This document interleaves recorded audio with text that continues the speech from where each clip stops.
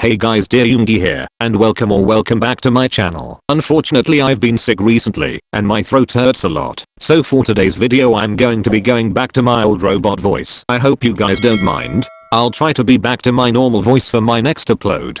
Today we are going to be giving the tracks on Olivia Rodrigo's Sour album to different K-pop girls who I think would perform them well. I know this album has been out for quite some time now, but this video is something I wanted to start doing in future for more albums, so I thought I'd start with a recent album that I've really loved. Before we start, this video is not intending to send any hate towards Olivia, her team, or anybody else mentioned in this video. I think her songs suit her great. Also, I'm sure that other people have created videos similar to this, but I haven't actually watched any, so if my thoughts cross over with anybody else's, I'm sorry, and that's not my intention at all. Now without further ado, let's start with track 1, Brutal.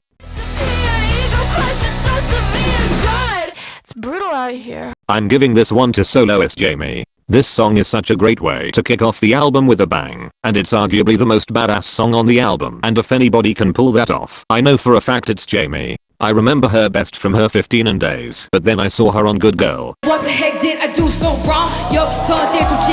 And I was like, okay, dang, pop off, OMG. When I started planning this video, this was the first one I confirmed. She definitely has the right attitude for this song.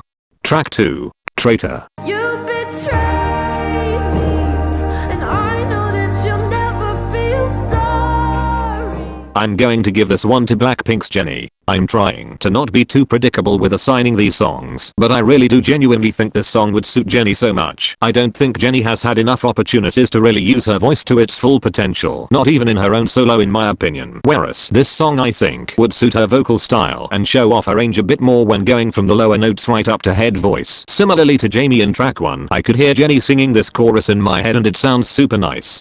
Track 3, the iconic Driver's License. About me. You said forever, now I drive alone. And this one, I'm going to give to soloist Somi. I'm not sure if many people will agree with this one vocally, which I understand, but I'm focusing more on the energy and the concept of the song here, both of which I think would suit her really well. This sort of style is one that Somi hasn't quite been able to show her fans yet, and I think being able to fulfill the different levels of this song will impress both her fans and casual listeners alike. The concept of being young love isn't too far removed from her style now, it's just the raw emotional side she hasn't been able to show yet, and I think this song would be a great opportunity to begin doing so.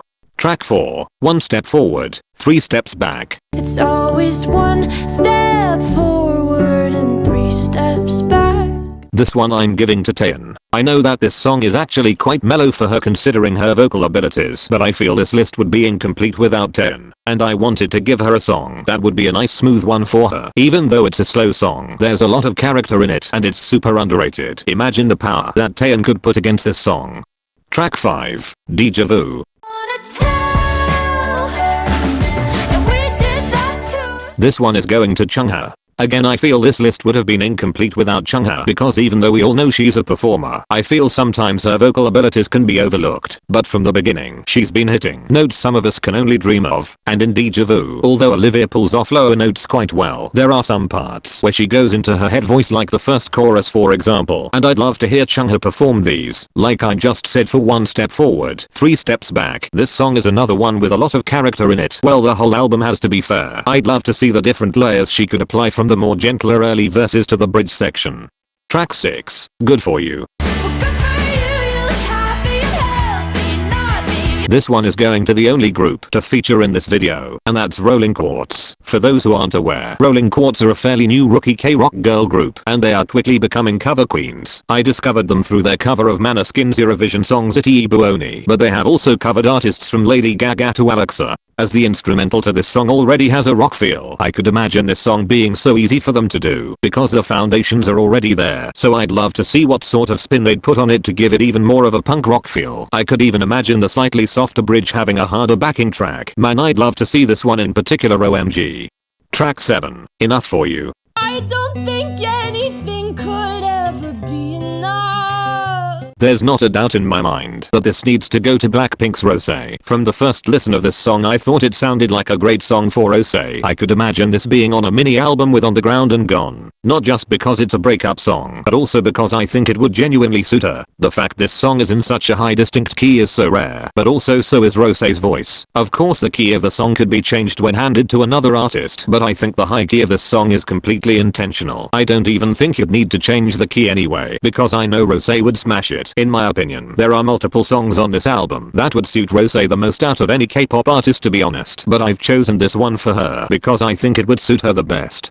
Track 8. Happier. And I hope you're happy. I'm giving this one to Red Velvet's Wendy. This is one of my personal favorites on the Sour album. One thing Olivia does really well is tell a story through not just her lyrics, but also the construction of the song and the way that the choruses can be the same but develop. The good thing about this song is that I could imagine Wendy performing each layer of the song perfectly, like the style would just suit her voice so well in the places it needs to be softer, the places it needs to be more polished, and those parts that are a little bit more raw. Track 9. Jealousy. Jealousy. Anyone else? Jealousy. This one is going to Mama Muswasa. This one I'm really excited about because it makes so much sense to me, and I hope you feel the same after my little explanation. So the lyrics of this song are basically about being jealous of your peers in the media and in general because you're constantly comparing yourself to them, and it's common knowledge that Hwasa has suffered a lot with self-image because of haters and dumb people trying to claim that she's any less beautiful than any other idol, which of course is just complete nonsense. But it's not just the lyrics that make me want to give this song to Hwasa, it's the characterization of the song again and the low tones in the song. Hwasa is great at hitting those lower notes that this song is full of, and the whole vibe of this song is very honest, if that makes sense. It's very frank, straight to the point, and I feel that Hwasa is the same in her music too. She's a very honest artist. Track 10. Favorite crime. Hope I was your favorite crime.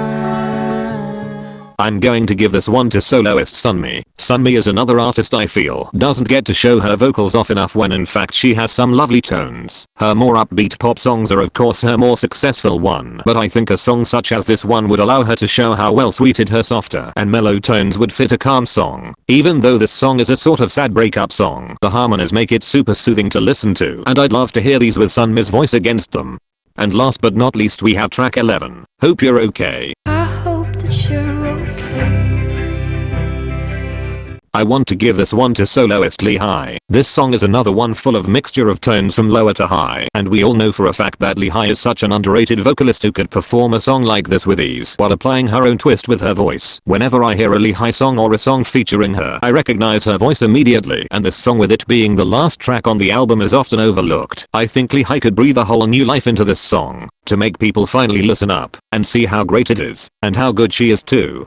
Okay guys, and that's it for today's video. Thank you so much for watching. If you got this far, I tried to keep my descriptions fairly short due to there being 11 tracks, so hopefully nobody feels like I rushed through any of them. If you enjoyed this video, please give it a thumbs up and comment down below your thoughts. And if there's any other albums you'd like me to do this with, I have a few in mind. Please hit that subscribe button and the notification bell to be the first to hear whenever I upload. As always, my Twitter username will be on screen if you'd like to give it a follow. I always follow back fellow K-pop stans, so let's be friends. That's everything, so I shall see you next time. Bye guys.